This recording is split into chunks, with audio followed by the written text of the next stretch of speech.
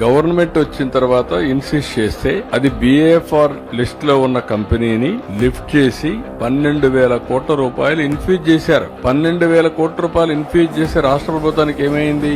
Current ఛార్జీల బకాయిలన్నీ కూడా 2,000 కోట్ల పైన ఈక్విటీ కింద కన్వర్ట్ చేశారు. అది కూడా ఎప్పుడో ఇస్తామని. ప్రాపర్టీ ట్యాక్స్ ఫర్గో అయ్యాం. వాటర్ ఛార్జెస్ అన్ని వదులుకున్నాం. ఇంకొక పక్క సెక్యూరిటీ మనల్నే పెట్టమన్నారు. దేనికి పెడుతున్నాం? ఇవన్నీ ప్లాంట్ వైబిలిటీ తేవడానికే కదా. అక్కడ ఎవరో ఒకరు ఎవరు చెప్పారు? ఎవరు చెప్పలేదు. చెప్పకపోతే దాన్ని ఒక ఇష్యూ చేయాలని ఒక సీడ్ ఒకటేస్తాం. ఆ సీడ్ వేసేది మానేయాలి.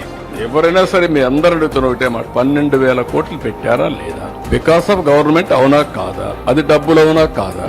నేను వాటర్ ఛార్జెస్ అని ఫర్గోయానా లేదా? కరెంటు ఛార్జీ పోయినా లేదా? సెక్యూరిటీ పెట్టానా లేదా?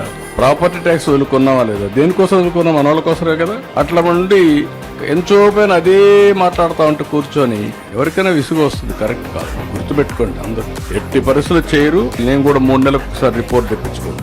ఒక గోల్డ్ మైన్ అది ఎట్టి పరిస్థితుల్లో లాస్ లో రన్ కావడానికి వీలు లేదు.